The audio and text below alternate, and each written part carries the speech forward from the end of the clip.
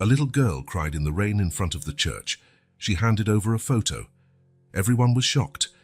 The bell of St. Peter's Church rang 6 times, its echo muffled by the torrential rain that battered the small town of Shadow Valley. Julia, an 8-year-old girl with hazel eyes and soaked brown hair, climbed the slippery steps of the church. Her small, trembling hands clutched a prayer book to her chest, protecting something precious hidden within its pages. Lightning streaked across the dark sky like silver veins, casting dancing shadows on the stone gargoyles that adorned the roof of the centuries-old church. The wind howled, as if trying to tear secrets long buried from the very walls of the sanctuary. At the top of the steps, Father Anthony waited, an imposing figure in his black cassock. His eyes, usually kind and welcoming, now carried a shadow of concern. He watched Julia approach, aware that something extraordinary was about to happen. "Julia!" The priest's voice was barely audible over the roar of the thunder. "Feos, what are you doing here alone in this storm, my child?" The girl, drenched and trembling, did not reply immediately. Instead, she opened the prayer book with trembling fingers. From within, she pulled out an old, yellowed photograph. At that moment, the last parishioners were leaving the church after the evening mass. They stopped, intrigued by the unusual scene, the soaked little girl, the priest with a shocked expression, and a mysterious photograph. Julia held up the photo, her tears mingling with the raindrops streaming down her pale face. "Who is he, Father Anthony?" Her voice was barely a whisper. "Why did Mom cry when she saw this?" The priest paled at the sight of the image. His hands trembled as he took the photo, as if he were holding something sacred and dangerous at the same time. In the photograph, a boy of about 5 years old smiled, his eyes bright and full of life. Behind him, almost hidden in the shadows, was St. Peter's Church, exactly as it was today, except for one crucial detail that only the most observant would notice. Father Anthony's face twisted in a mixture of recognition, fear, and a guilt. He looked at Julia, then at the parishioners who were gathering, curious and apprehensive. "My God," whispered the priest, his voice almost inaudible. "After all these years—" A scream cut through the air, overpowering even the noise of the storm. At the base of the church steps, a middle-aged woman watched the scene in horror. It was Laura, Julia's mother. "No!" Laura screamed, desperately climbing the slippery stone steps. "Julia, what have you done?" But it was too late. The secret, kept for so long, was about to come to light. And nothing, not even the furious storm raging around them, could stop the truth from being revealed. As the rain continued to fall mercilessly, Father Anthony looked up at the dark sky, as if seeking divine guidance. He knew that what he was about to say would forever change the lives of Julia, Laura, and the entire community of Shadow Valley. With a heavy sigh, he turned to face the anxious gazes surrounding him. "Come inside, everyone," he said, his voice laden with resignation. "There is a story you all need to hear, a story that began 13 years ago, on a night very much like this one." The parishioners, intrigued and apprehensive, followed the priest inside the church.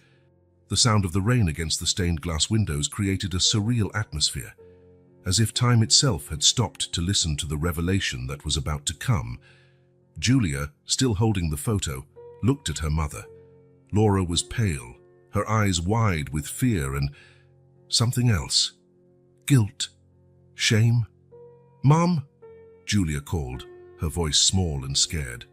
"Who is the boy in the photo?" Laura opened her mouth to answer, but no sound came out. She looked helplessly at Father Anthony, as if pleading for help. The priest placed a gentle hand on Julia's shoulder. "Come, my child, sit here in front. It is time for you to learn the truth about your family."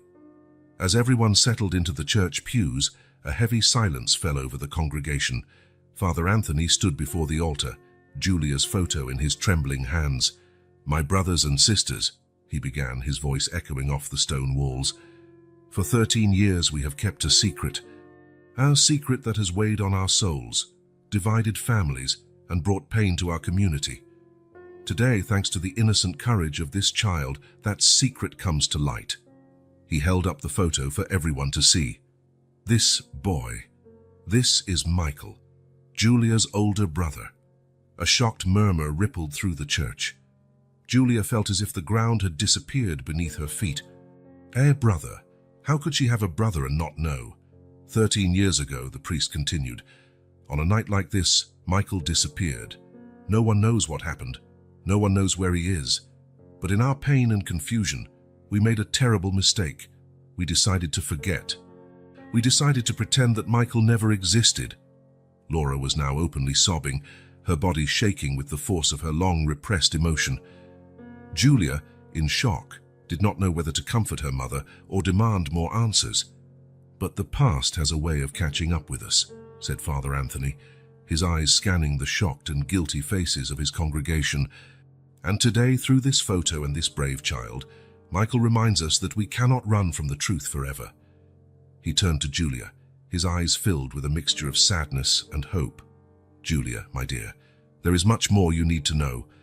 About your brother, about your father, about what really happened on that fateful night 13 years ago." The storm outside seemed to reflect the emotional turmoil inside the church. As Father Anthony prepared to reveal the long-hidden truth, Julia felt that her life and the lives of everyone around her was about to change forever. The mystery of the boy in the photo, her unknown brother, was just the beginning. What other secrets did Shadow Valley hide, and what consequences would the revelation of these secrets bring? As the rain continued to fall and the thunder rumbled in the distance, Julia braced herself to hear a story that would change everything she thought she knew about her family, her town, and herself. The truth, like the storm outside, was about to be unleashed, washing away years of lies and secrets. And at the center of it all was a simple photograph, a smile frozen in time, and the mystery of a boy lost long ago. The morning sun filtered lazily through the slats of the shutters, creating dancing patterns on the dusty attic floor. Julia, with her brown hair tied in a messy ponytail, knelt before an old trunk, her small hands tracing the worn contours of the wood. "Julia." "Breakfast is on the table," Laura's voice echoed from below, but the girl barely heard, absorbed in her discovery. The attic was a labyrinth of forgotten memories, furniture covered in white sheets, precariously stacked boxes, and the unmistakable smell of the past. But it was the trunk that had captured Julia's attention. It seemed to call to her, holding secrets that begged to be revealed. With a creak that seemed to echo through the entire house, Julia opened the trunk. A cloud of dust rose, making her sneeze. When the dust settled, her eyes widened with excitement. Inside the trunk, a treasure trove of memories awaited. Old dresses carefully folded, yellowed letters tied with a faded ribbon, and a worn shoebox that seemed out of place among the more refined items. Julia picked up the shoebox, her heart racing with anticipation. As she opened it, she found a collection of old photographs. Her curious gaze traveled over the black and white images of people she did not recognize, until, "Oh," she exclaimed softly, pulling a photo from the middle of the pile. It was a colored image, more recent than the others. In it, a boy of about 5 years old smiled radiantly at the camera. His eyes, a deep blue, seemed familiar somehow. Behind him, Julia recognized St. Peter's Church, though something seemed different. "Julia, come down right now or you'll be late for school." Laura's voice sounded closer now, her footsteps echoing on the stairs. On impulse, Julia stuffed the photo into the pocket of her dress. At that moment, Laura appeared at the attic entrance, her face a mixture of irritation and concern. "Say, what are you doing up here in such a—" The words died in her throat when she saw the open trunk. Her face paled, her eyes fixed on the scattered letters and photographs. "Mom," Julia called, noticing the sudden change. "Is everything okay?" Laura seemed not to hear. She approached the trunk slowly, as if in a trance. Her hands trembled as she picked up one of the photographs. Where did you find this?" she whispered. Her voice choked. Julia, confused and a little scared, pointed to the trunk. "I was just looking, Mom. I didn't mean to do anything wrong." Laura finally looked at her daughter, her eyes shining with unshed tears. For a moment, it seemed she was going to say something, but then she shook her head, as if dismissing a thought. "Come on, you'll be late," she said abruptly, her voice tense. "Leave that there. I'll clean up later." As she descended the stairs behind her mother, Julia felt the weight of the photograph in her pocket. Something was wrong. She could feel it. Why had her mother been so disturbed? Who was the boy in the photo? And why did Julia have the feeling that the image held a secret that would change everything? Breakfast passed in tense silence. Laura seemed distracted, her eyes frequently turning to the stairs leading to the attic. Julia ate her toast without enthusiasm, her mind full of questions. "How much reason?" she finally ventured. "Who are the people in the photos in the attic?" Laura froze, the coffee cup halfway to her lips. "What photos, dear?" Her voice tried to sound casual, but Julia noticed the subtle tremor. "The photos in the trunk," Julia insisted. "There are lots of them, and letters too." Laura placed the cup on the table with a dull thud. "Julia, I told you not to mess with the things in the attic. They are just old memories, nothing important." But Julia could not let it go. Curiosity consumed her. "There is a boy in one of the photos. He looks like me." "Who is he, Mum?" The sound of breaking porcelain echoed through the kitchen. Laura had dropped the cup, coffee spilling over the white tablecloth. Her hands were visibly trembling now. "Enough, Julia," Laura exclaimed, her voice louder than she intended. "Go to school. Now." Scared by her mother's reaction, Julia grabbed her backpack and left quickly.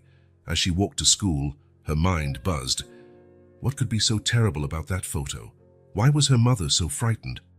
The school day dragged on, with Julia barely able to concentrate. Her hand frequently went to her pocket, touching the hidden photo, as if to make sure it was still there. When the bell finally rang, announcing the end of classes, Julia had made a decision. She would not go home immediately. Instead, her steps led her toward the imposing St. Peter's Church.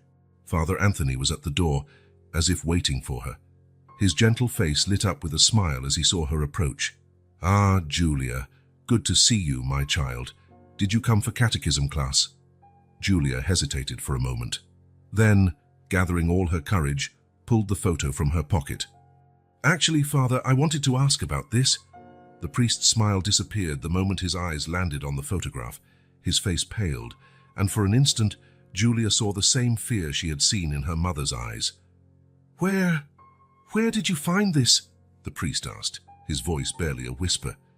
"Down in the attic at home," Julia replied, watching the priest's reaction closely. "Who is he, Father?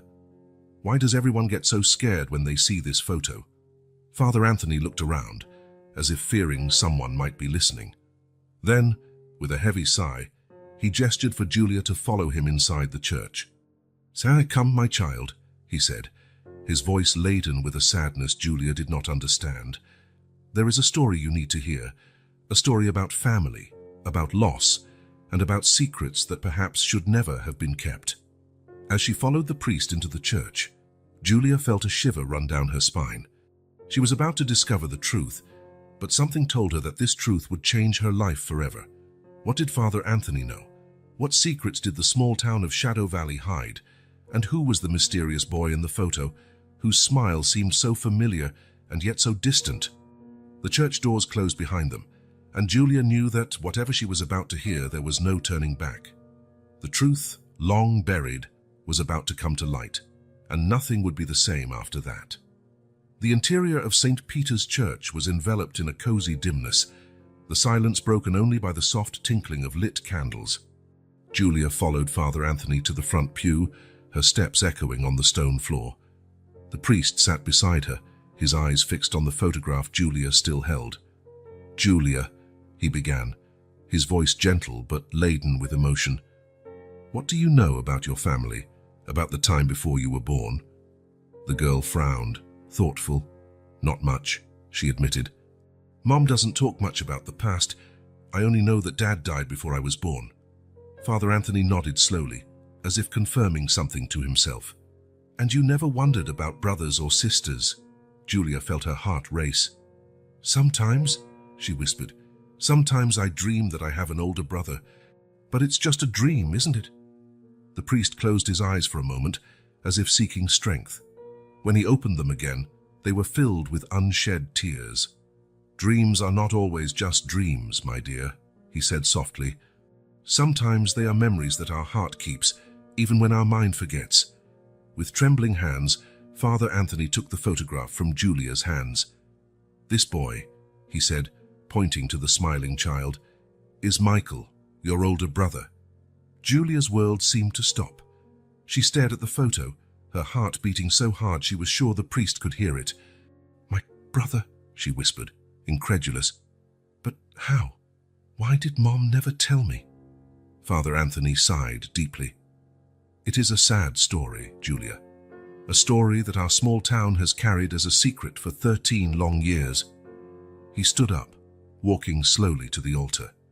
Julia watched him, feeling that she was about to hear something that would change her life forever. "Michael was 5 years old when he disappeared," the priest began, his voice echoing through the empty church. "It was on a night like last night, dark and stormy. He was playing in the church garden while his parents, your mother and father, were in a meeting inside." Julia listened, mesmerized, as Father Anthony continued his narrative. "When the storm began, everyone ran inside, everyone except Michael. When we realized he was missing..." The priest paused, swallowing hard. It was too late. He had disappeared without a trace. "But how is that possible?" Julia asked, her voice trembling. "Someone must have seen something." Father Anthony shook his head sadly. "The storm was fierce, Julia. Visibility was almost nil. We searched for weeks, months. The whole town mobilized, but we found nothing. Not a clue, not a trace." He turned to Julia, his eyes full of sorrow. "Your father, Charles, he couldn't cope with the loss. He blamed himself, blamed your mother, blamed everyone. And one day he simply left." Julia felt as if the ground was disappearing beneath her feet. Everything she thought she knew about her family, about her history, was crumbling. "So, my father didn't die?" she asked, her voice barely audible. The priest hesitated for a moment. "We don't know, Julia. He left the town and was never seen again. For all intents and purposes, he was gone." Silent tears began to stream down Julia's face. Father Anthony approached, placing a comforting hand on her shoulder. "Your mother was devastated," he continued gently. "She had lost a son and a husband. And then she discovered she was pregnant with you." Julia looked up, surprised. I was born after Michael disappeared." The priest nodded. "You were a ray of hope in a very dark time, Julia. Your mother, she wanted to protect you. She wanted to give you a chance at a normal life without the shadow of this tragedy." "But why hide?" Julia asked, a hint of anger in her voice. "Why lie?" Father Anthony sighed heavily. "It was a difficult decision, made not only by your mother but by the entire community. We thought it was better to move on, that the weight of the truth would be too great to bear." He paused, looking at the photo of Michael. "But secrets have a way of coming to light, no matter how long we keep them buried." Julia remained silent for a long moment, absorbing everything she had heard. Her mind swirled with questions, with conflicting emotions. "What happens now?" she finally asked, her voice small and scared. Father Anthony looked at her with a mixture of sadness and determination. "Sultan, now, my dear, the truth comes to light. We can no longer pretend that Michael never existed. It is time for our community to face the past and perhaps find the healing we all need." He knelt before Julia, holding her hands in his. "You were very brave to bring this photo, to seek the truth, but the road ahead will not be easy. There is much more to discover, much more to understand." Julia nodded slowly, feeling the weight of responsibility on her small shoulders. "I want to know everything," she said, her voice gaining strength. "About Miguel, about my father, about what really happened that fateful night." Father Antonio smiled gently. "And you will, my child. But first, we need to talk to your mother. She deserves to know that the truth has come to light." As they rose to leave the church, Julia took one last look at the photo of Miguel. The boy smiled back at her, his eyes full of life and promise. A brother she had never known, but who now was part of her story. With a mix of fear and determination, Julia followed Father Antonio out of the church. The afternoon sun bathed Vale das Sombras in a golden light, as if the sky itself was witnessing the beginning of a new era. An era of revealed truths and unearthed secrets. What the future held for Julia, her family, and the entire community, no one could say. But one thing was certain: nothing would be the same as before. The truth, long hidden, was about to change everything. The sky over Vale das Sombras darkened quickly, heavy clouds gathering on the horizon like ominous omens. Julia watched from her bedroom window, her heart torn between fear and determination. Miguel's photo burned in her pocket, a constant reminder of the secret she now carried. Downstairs, she could hear her mother's muffled sobs. After the conversation with Father Antonio, Laura had locked herself in her room, refusing to speak. The sound broke Julia's heart, but it also fueled her resolve. She needed to know more. She needed to understand. Carefully, Julia opened her bedroom door. The hallway was dark and silent. Step by step, she descended the stairs, avoiding the creaky steps. In the living room, everything was quiet. A half-finished cup of tea on the coffee table was the only sign of Laura's presence. Julia felt a pang of guilt but pushed the feeling aside. She needed answers, and she knew exactly where to find them. With one last glance at the staircase leading to her mother's room, Julia opened the front door and stepped out into the street. The wind was already blowing hard, carrying the scent of impending rain. The leaves on the trees whispered restlessly, as if trying to warn Julia to turn back. But she pressed on, her determined steps leading her towards St. Peter's Church. Distant thunder echoed, and the first drops of rain began to fall as Julia spotted the church tower on the horizon. She quickened her pace, her heart beating faster and faster. Suddenly, a flash of lightning lit up the sky, followed by a deafening crash of thunder. The rain intensified in a matter of seconds, turning into a downpour. Julia ran, her clothes quickly soaked. The photo in her pocket felt like lead, an anchor tying her to the mystery she needed to solve. Meanwhile, at the church, Father Antonio was preparing to close the doors. The storm had caught him by surprise, and he was hurrying to protect the interior of the sanctuary. It was then that he saw her, a small figure running in the rain, climbing the slippery steps of the church. "Julia?" he called, incredulous. "My God, child, what are you doing here in this storm?" Panting and drenched, Julia stopped in front of him. Her large, determined eyes met the priest's. "Father Antonio," she said, her voice trembling slightly. "I need to know more. I need to understand what happened to Miguel." The priest looked from the girl to the storm outside, undecided. "Julia, does your mother know you're here?"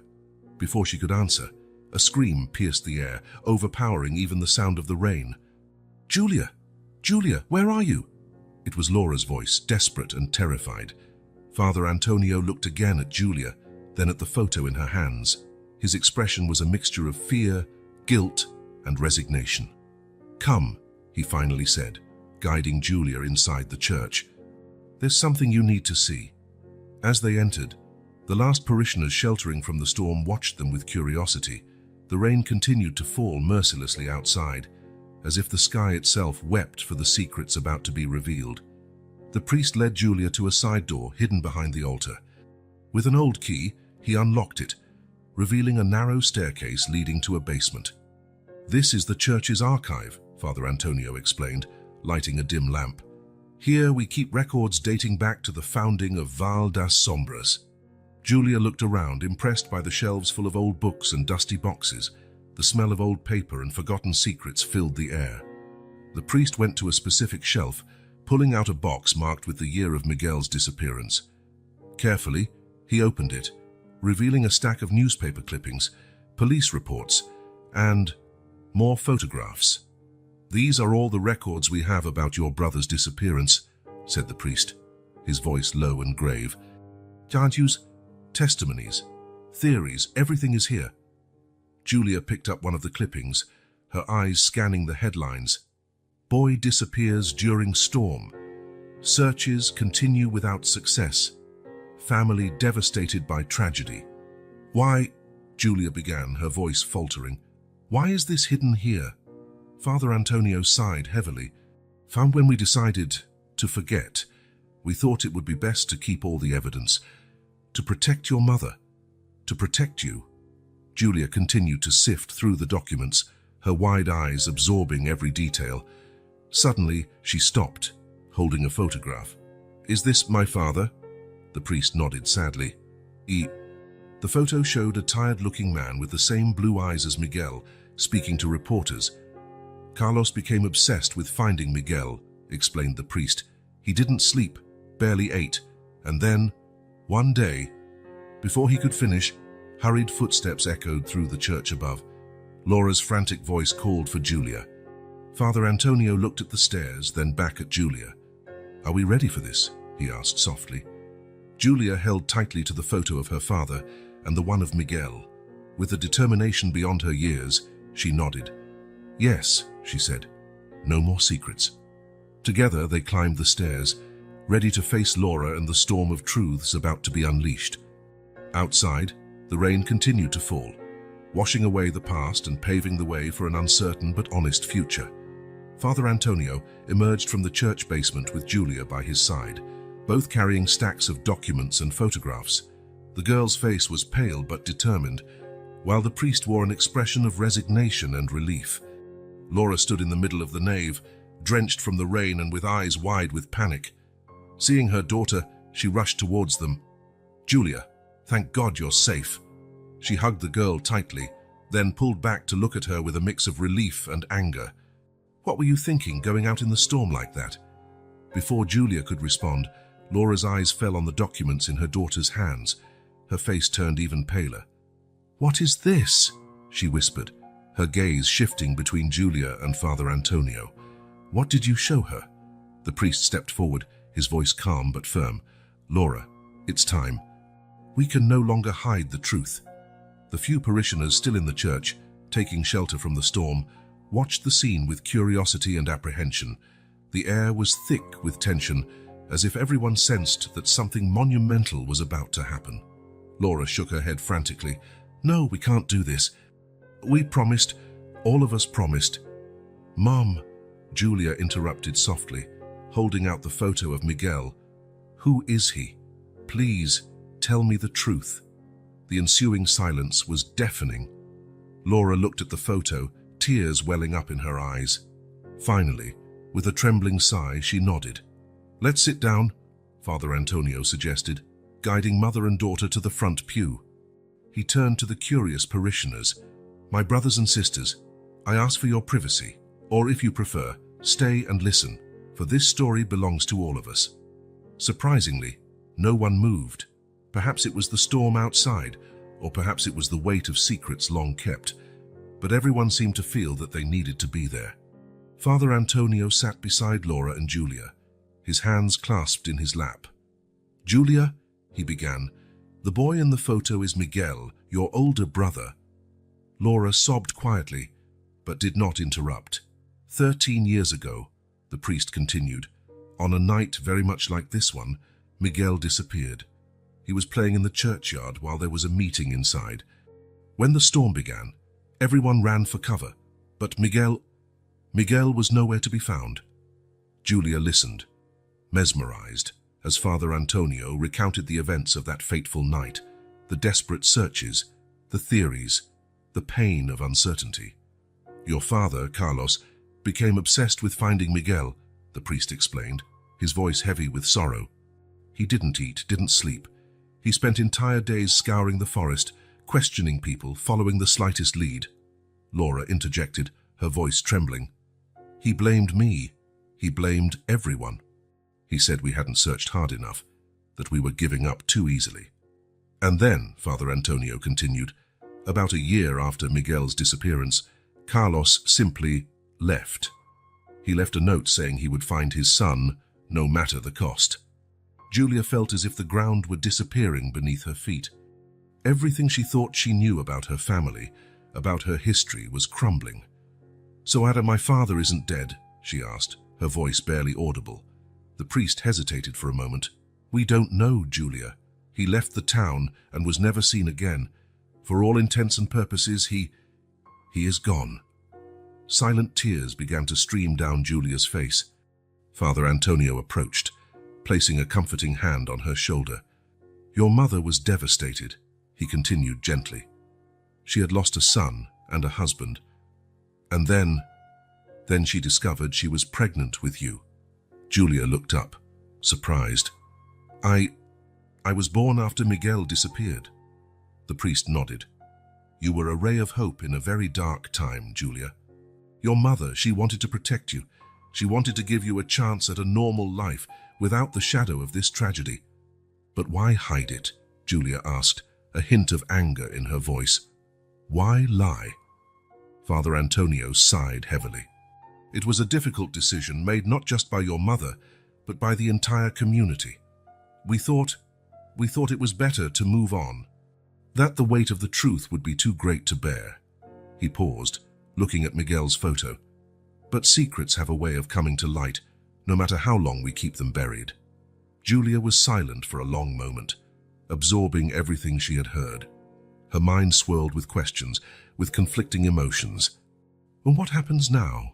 she finally asked, her voice small and scared. Father Antonio looked at her with a mix of sadness and determination.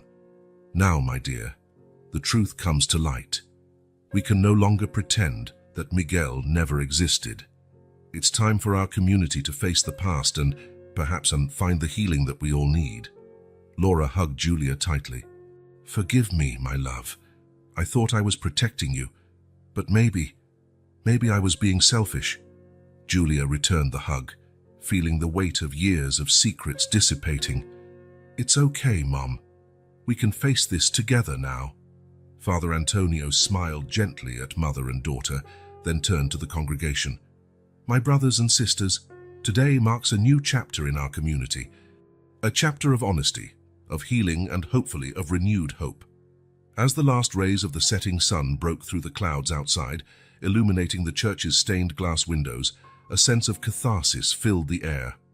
The secrets of Vale das Sombras had been exposed to the light, and although the path ahead was uncertain, there was a palpable sense that, finally, healing could begin.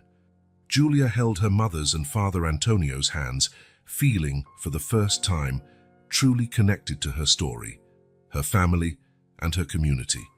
The mystery of Miguel still loomed over them, but now at least they could face it together in the light of day.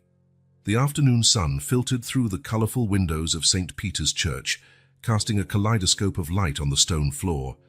Julia, her heart pounding, climbed the steps to the altar, Miguel's photo clutched in her small hand. Father Antonio was turned away, arranging sacred objects for the next Mass, when the sound of hesitant footsteps made him turn around. "Julia?" he asked, surprised to see the girl alone in the church. "What are you doing here, my child?" The girl swallowed hard, gathering all her courage. With trembling hands, she held out the photograph to the priest. "Say, Father Antonio, who is this boy?"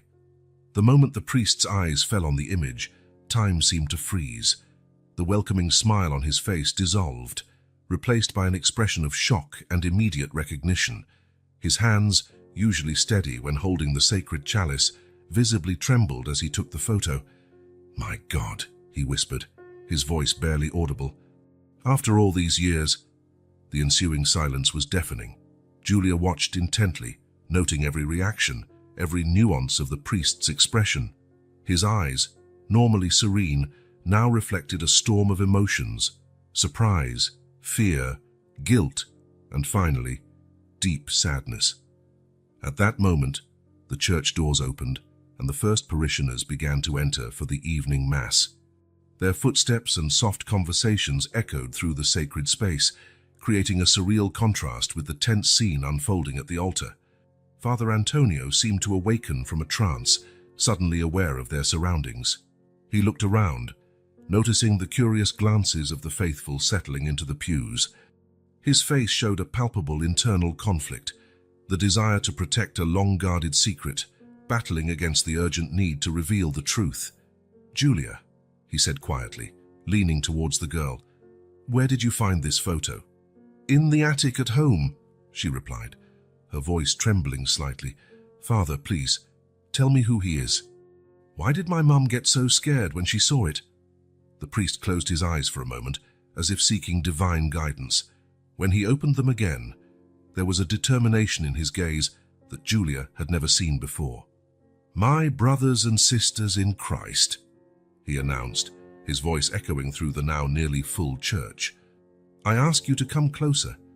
There is something you all need to hear. A murmur of confusion swept through the congregation. Slowly, people moved forward, forming a semicircle around the altar. Julia felt the weight of dozens of eyes on her, but stood firm beside the priest. "For 13 years, Father Antonio began, his voice laden with emotion, "we have carried a secret that has weighed on our souls, that has divided families and brought pain to our community." He held up the photograph for all to see. "This boy, this is Miguel, Julia's older brother." A collective gasp echoed through the church. Faces paled, some in shock, others in guilty recognition. 13 years ago, the priest continued, on a stormy night like last night, Miguel disappeared. No one knows what happened. No one knows where he is. Silent tears began to stream down the faces of some older parishioners. Julia looked around, stunned, seeing the pain and remorse etched on so many familiar faces.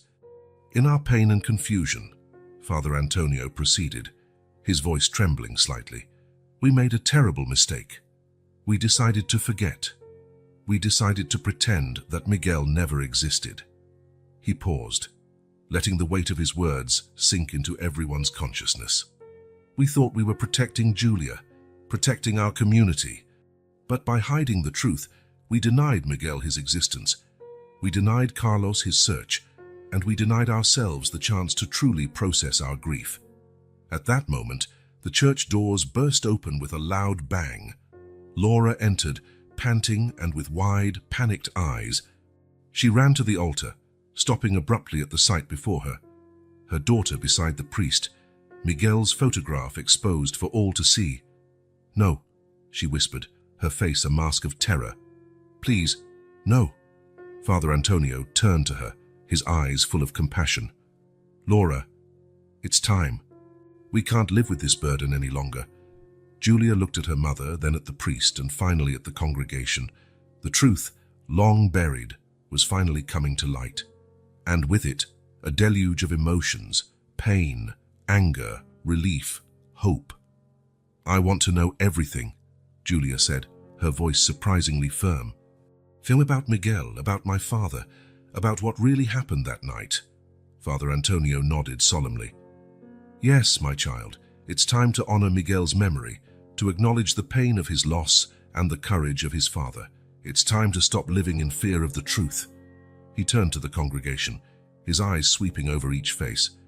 "My brothers and sisters, today marks a new chapter in our community, a chapter of honesty, of healing, and hopefully, of renewed hope." Laura, trembling, approached Julia, enveloping her in a tight embrace. "Forgive me, my love," she whispered. "I thought I was protecting you, but perhaps I was being selfish." Julia returned the hug, feeling the weight of years of secrets dissipating. "It's okay, Mom. We can face this together now." Father Antonio watched the scene with a mix of sadness and relief. The secret he had kept for so long was finally out. It was painful, yes, but also liberating.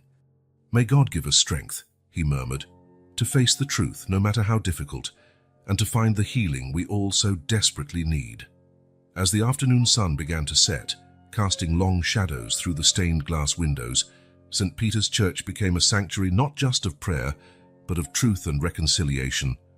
The mystery of Miguel, long buried, was now exposed to the light, and although the path ahead was uncertain, there was a palpable sense that, finally, healing could begin. The revelation at the church had left the entire community of Val das Sombras in a state of shock. In the days that followed, a heavy silence hung over the town, broken only by whispers and furtive glances. Julia, now at the center of a storm she barely understood, watched as the past resurfaced, bringing long-buried memories to light. It was a grey Wednesday when Julia, accompanied by her mother Laura and Father Antonio, entered the town's old police station. The building, a red brick structure faded by time, seemed to carry the weight of unrevealed secrets. Sheriff Rodriguez, a middle-aged man with tired eyes that seemed to have seen too much, welcomed them into his dusty office. Piles of yellowed files covered his desk, silent witnesses to unresolved cases. "I thought this day would never come," said the sheriff, pulling a thick folder from a locked drawer. "The case of little Miguel. Julia felt a shiver run down her spine at hearing her brother's name spoken aloud, as if it were an invocation. The sheriff opened the folder, revealing old photos, reports, and marked maps. "For that night," he began, his voice rough with contained emotion, "was a nightmare. The storm was fierce, visibility almost zero. By the time the alarm was raised, it was already too late." Laura sobbed quietly, reliving the anguish of that fateful night. Father Antonio placed a comforting hand on her shoulder. "So as we scoured every inch of the town and the surrounding forest," the sheriff continued, "days turned into weeks, weeks into months, but we found nothing, not a trace, not a clue." Julia looked fascinated at the photos spread out on the desk. Images of search teams, sniffer dogs, volunteers combing the forest. And among them, familiar faces, younger, marked by worry and hope. "Is this my father?" Julia asked, pointing to a photo of a man with intense blue eyes, identical to hers. The sheriff nodded gravely. Carlos was relentless. He led searches, questioned witnesses, followed every lead, no matter how absurd. "And then he left," murmured Laura, her voice heavy with pain. "Yes," confirmed the sheriff. "A year after Miguel's disappearance, Carlos simply vanished. He left a note saying he would find his son, no matter the cost." Julia felt her heart tighten. 2 disappearances, 2 losses that had shaped her life without her knowing. "Were there suspects?" Father Antonio asked hesitantly. The sheriff sighed deeply. "We investigated all possibilities. Kidnapping, accident, even—" He hesitated, looking at Laura. "The possibility that someone close was involved." Laura paled but remained firm. "As we were all questioned, investigated. It was devastating. But we never found concrete evidence of a crime," the sheriff continued. "It was as if Miguel had simply vanished into the storm." Julia, absorbing every word, suddenly noticed something. "This mark on the map," she pointed to a red circle in an area of the forest. "What does it mean?" The sheriff and Father Antonio exchanged tense glances. It was the priest who answered. "It's the place where we found Miguel's cap, the only physical trace we ever had." A heavy silence fell over the room. Julia looked at her mother, seeing years of pain reflected in her eyes. "Why stop the searches?" Julia asked, her voice trembling slightly. Why, forget." The sheriff leaned back in his chair, suddenly looking very old and tired. "It wasn't an easy decision, little one, but after months of fruitless searches, after losing Carlos too, the pain was simply too great." "It was a collective decision," added Father Antonio softly. "To protect you, Julia, to give you a chance at a normal life." Julia looked at the photos scattered around, at the faces marked by anguish and hope. Her brother, her father, a family history she had never known. "And now?" she asked, her voice surprisingly firm. "What do we do now?" The sheriff exchanged glances with Laura and Father Antonio. It was Laura who answered, her voice choked but determined. "Now, my love, we honor Miguel's memory, and perhaps it's time to reopen the case." Father Antonio nodded solemnly. "It's time to face the past, no matter how painful. We owe the truth to Miguel, to Carlos, and to you, Julia." As they left the police station, the weight of the revelations hanging over them, Julia felt a mix of emotions: sadness for the loss she never knew, anger for the secret kept for so long, but also a spark of hope. The truth, long buried, was finally coming to light, and with it, perhaps, came the chance for healing, for answers, and for a new beginning for the entire community of Vale das Sombras. The mystery of Miguel, her lost brother, was now also hers, and Julia was determined to find out what really happened on that stormy night 13 years ago. Sunday dawned with a dense fog enveloping Vale das Sombras, as if nature itself reflected the community's state of mind. St. Peter's Church, usually a beacon of hope and faith, seemed somber and oppressive under the grey sky. Julia held her mother's hand tightly as they climbed the church steps. It was the first Mass since the Revelation, and the tension in the air was palpable. Laura trembled slightly, her eyes red and swollen from sleepless nights. As they entered, silence enveloped them like a heavy blanket. The pews, usually filled with lively conversations and warm greetings, were strangely quiet. Furtive glances followed mother and daughter as they made their way to their usual spot. Father Antonio stood at the altar, his expression a mix of determination and apprehension. When his eyes met Julia's, he offered a weak but encouraging smile. As the church filled, the silence became almost deafening. It was as if everyone was holding their breath, waiting for something to happen, for someone to break the spell of muteness that had fallen over them. Finally, Father Antonio stood up to begin the Mass. His voice, normally strong and confident, seemed shaky as he pronounced the first words of the service. "Brothers and sisters in Christ," he began, "we are here today not only to celebrate our faith but to confront our truth." A murmur ran through the congregation. Some shifted uncomfortably in their seats, others lowered their eyes. "For 13 years," the priest continued, "we have carried a secret that weighed on our souls. We thought we were protecting an innocent child, Motto, but by doing so, we denied the existence of another. Today, I ask that we unite in prayer not only for Julia and her family, but for Miguel, the boy we refused to remember."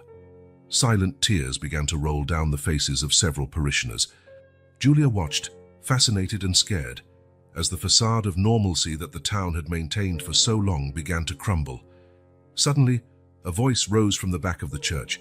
It was Mrs. Matilda, the florist, an elderly woman Julia had always seen as a cheerful and kind figure. "I saw him," she exclaimed, her voice trembling with emotion.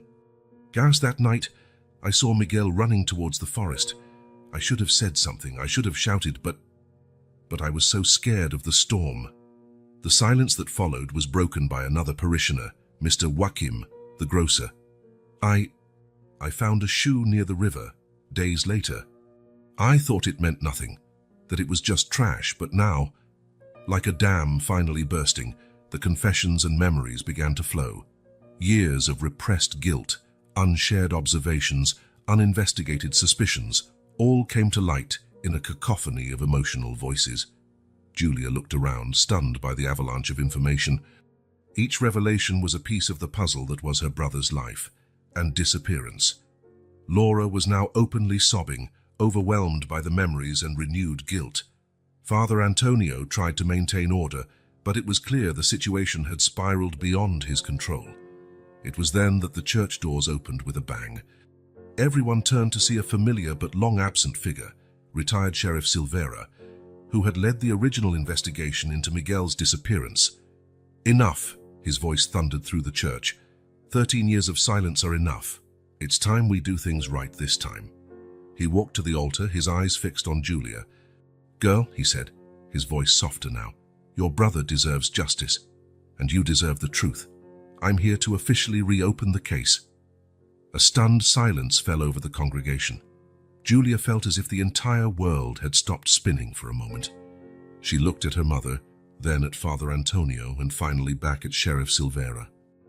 "Yes," she said, her voice small but determined. "I want to know what happened to Miguel. I want to know the truth, no matter how painful it is." Father Antonio nodded solemnly. "Then so be it. May God give us the strength to face the past and the courage to seek the truth." As the Mass continued, now with a renewed purpose, Julia felt a mix of fear and hope growing inside her. The mystery of Miguel, long buried, was about to be unearthed, and with it, secrets long kept by Valdas Sombras. The church, once silent, now buzzed with a nervous but determined energy. The truth, like the mist outside, was about to dissipate, revealing a reality no one could predict. Sheriff Silvera's office, reopened after years of abandonment, was shrouded in a dusty gloom. Julia watched, fascinated, as the old policeman rummaged through dusty boxes, pulling out yellowed folders and faded photographs. "Here," said Silvera, his voice rough with contained emotion, "is everything we collected about Miguel's disappearance." Laura, sitting next to Julia, let out a trembling sigh. Father Antonio, standing near the window, watched the scene with a mix of apprehension and hope. "Where do we start?" Julia asked, her voice small but determined. Silvera smiled sadly. "At the beginning, of course, the night it all happened. He opened a folder revealing a detailed map of Val das Sombras. Red dots marked points of interest. Dashed lines indicated search routes. Miguel was last seen here. He pointed to the church. It was around 8 p.m. and the storm was just beginning. Laura intervened, her voice choked with emotion. He was playing in the garden. I should have brought him inside sooner. I should have... Father Antonio placed a gentle hand on her shoulder. Don't blame yourself, Laura. No one could have predicted what would happen, Silvera continued. In the hours that followed, the storm worsened. By the time we realized Miguel was missing, it was almost midnight. Julia frowned, processing the information. But someone must have seen something, right? The town isn't that big. The sheriff exchanged a significant look with Father Antonio. That's where things get complicated.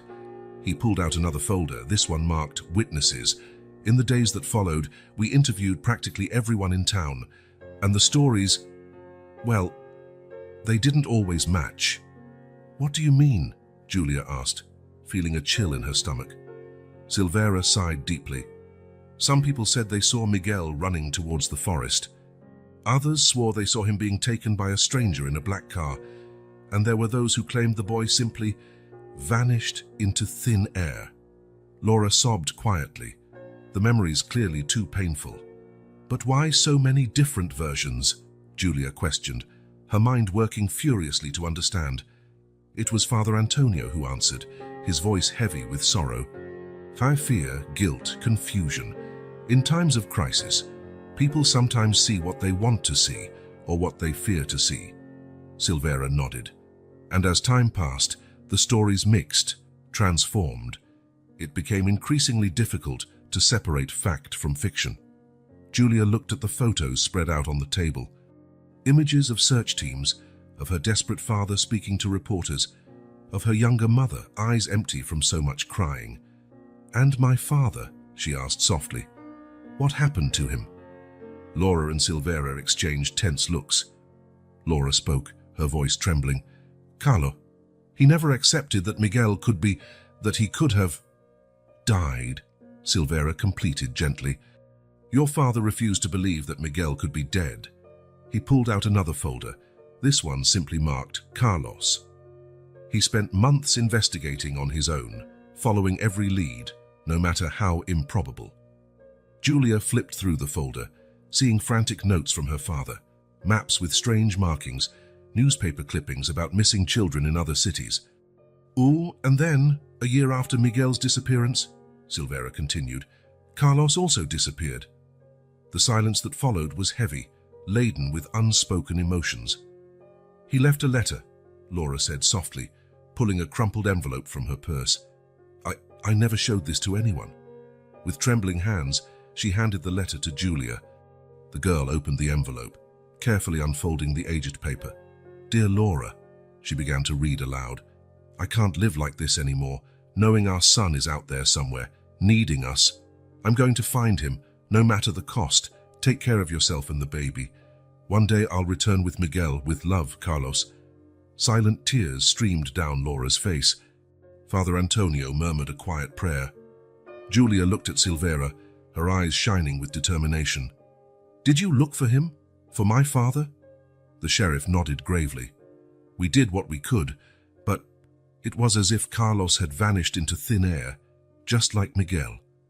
And now? Julia asked, her voice surprisingly firm. What do we do now? Silvera stood up, walking to a large whiteboard on the wall. Now, he said, picking up a marker, we revisit every detail, every witness, every lead. No matter how much time has passed, the truth is still out there, waiting to be discovered. He began to write on the board, creating a timeline of events. We'll need everyone's help, said Father Antonio. The community needs to face its past, its guilt, its fears. Laura stood up, drying her tears. I'm ready to do whatever it takes. For Miguel, for Carlos, and for you, Julia. Julia looked at the adults around her, feeling the weight of responsibility, but also a growing determination. We'll find the truth, she said, no matter how difficult or scary it is. As the group began to work, reorganizing evidence and discussing theories, Julia couldn't help but feel a mix of fear and hope. The mystery that had defined her family for so long was finally being confronted. Outside the sun began to set, casting long shadows over Vale das Sombras. But inside that small office, a light of determination shone. The search for Miguel and the truth was just beginning. As night fell, Julia made a silent promise to her missing brother and absent father. She would find out what happened that stormy night 13 years ago. No matter the cost, no matter the secrets she had to unearth, the truth, long buried, would finally come to light. And with that promise, a new era began for Vale das Sombras, an era of confronting the past and hoping for the future. St. Peter's Church was engulfed in controlled chaos. Parishioners were arguing loudly, some crying, others demanding explanations. Father Antonio was trying in vain to restore order, his voice almost lost in the tumult. Laura held Julia protectively, both still stunned by the revelations from Carlos's diary. It was in this moment of confusion that the church doors creaked open loudly. The sound echoed through the sacred space, abruptly silencing all voices. As if commanded by an invisible force, the congregation turned in unison towards the entrance. There, framed by the twilight, stood a young man, tall and slender, with dark hair tousled by the wind and deep, familiar blue eyes. He took a hesitant step inside, his gaze sweeping over the shocked faces before him. The silence was deafening. It was Laura who broke it, with a choked cry that mixed incredulity and hope. "Miguel?" The young man smiled timidly, tears shining in his eyes. "Hi, Mom." What followed was an explosion of emotions. Laura ran to her son, enveloping him in a desperate embrace, as if afraid he might disappear again if she let go. Sobs shook her body as she touched Miguel's face, murmuring incoherent words of love and relief. Julia watched the scene, paralyzed. The brother she had never known, the ghost that had haunted her family for 13 years, was there, alive and real. When Miguel finally looked at her over Laura's shoulder, Julia felt a shiver run down her spine. It was like looking at an older version of herself. "You must be Julia," Miguel said softly, extending his hand to her. With hesitant steps, Julia approached. I always dreamed of you," she whispered, touching her brother's hand as if to make sure he was real. Father Antonio, tears streaming freely down his wrinkled face, and approached. "Miguel, my son, it's a miracle." The congregation, until then in shock, exploded in a cacophony of voices. Questions were thrown from all sides, some joyful, others accusatory. "Where have you been? Why didn't you come back sooner? What happened that night?" Miguel raised his hands, asking for silence. His voice, when he spoke, was firm but laden with emotion. "I know you all have questions. I spent years seeking answers myself, but first I need to talk to my family." Father Antonio nodded, guiding Miguel, Laura, and Julia to the sacristy, away from prying eyes. Once alone, Miguel collapsed into a chair, the weight of the years clearly visible on his shoulders. "I don't even know where to start," he said, running a hand through his hair in a nervous gesture. Laura, still holding her son's hand as if afraid he might vanish, gently encouraged him. "From the beginning, dear. What happened that night?" Miguel took a deep breath. "I was playing in the garden when I saw something strange. Her car stopped near the church, and two men were arguing. One of them mentioned children and money. I knew I shouldn't be listening, so I tried to hide. But they saw me." Julia felt a knot in her stomach, remembering her father's theories about child trafficking. "They grabbed me," Miguel continued, his voice trembling slightly. "They said I knew too much. They took me far away, to a farm in another state. There were other children there." Laura sobbed, squeezing her son's hand. Father Antonio murmured a quiet prayer. "For years, I was moved from place to place. They used us for work, for begging, but I never forgot who I was, where I came from. I knew one day I would come home." "How did you escape?" Julia asked, fascinated and horrified by her brother's story. Miguel smiled sadly. "Dad, he found me 2 years ago," Laura gasped. "Carlos, he's alive," Miguel nodded. "He never gave up searching for me. When he found me, we were being held in an abandoned mine." Dad managed to get me out, but—" His voice faltered. "But what?" Julia pressed, feeling they were about to discover their father's fate. "He stayed behind to free the other children and gather evidence.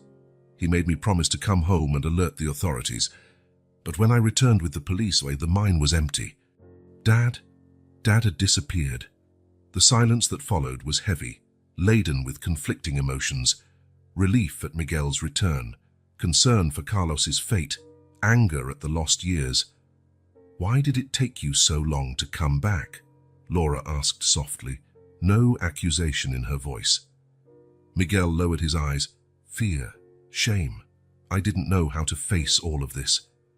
I spent the last year gathering courage, following leads about Dad's whereabouts, but I realized I needed to come back, to tell the truth. You deserved to know." Julia, who had been quiet until then, absorbing everything, finally spoke. "And now? What happens next?" Miguel looked at the sister he barely knew, but already felt a deep love for. "Now, please, we finish what Dad started. We find him, expose this trafficking network, and bring justice to all the other children." Father Antonio cleared his throat, reminding everyone of his presence. "The community deserves to know the truth too. They're all out there, waiting." Laura hesitated. "Are you sure you're ready for this, Miguel?" The young man nodded, determination shining in his eyes. "I'm tired of secrets and lies. It's time for the truth." When they left the sacristy, the church was in complete silence. All eyes turned to Miguel, some with joy, others with suspicion. Miguel took a deep breath and began to tell his story. As he spoke, the congregation's reactions were a mosaic of emotions. Some cried openly, others murmured in shock. A few seemed skeptical, questioning details of the narrative. Mrs. Matilda, the florist, was the first to approach when Miguel finished. With tears in her eyes, she hugged him. "Welcome back, my boy. We missed you so much." Others followed her example, forming a line to hug Miguel, touch his face, as if to make sure he was real, but not all reactions were positive. Mr. Joaquim, the grocer, voiced what some were thinking. "How do we know this story is true? 13 years is a long time. How can we be sure?" Father Antonio intervened. "Faith, my brothers and sisters, is not just about believing in what we cannot see. It's also about forgiving, about giving a second chance. Miguel has returned to us. That, in itself, is a miracle." Julia, watching everything, felt a mix of emotions. Joy at having her brother back, fear for her father's still uncertain fate, hope that they could finally be a complete family. As night fell over Val das Sombras, the small church was filled with an energy it hadn't felt in years. The return of the prodigal son had brought not only answers but also new questions.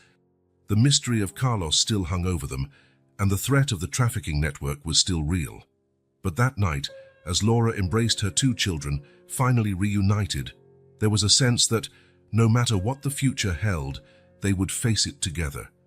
The truth, long buried, had finally come to light, and with it, the promise of a new dawn for Val das Sombras.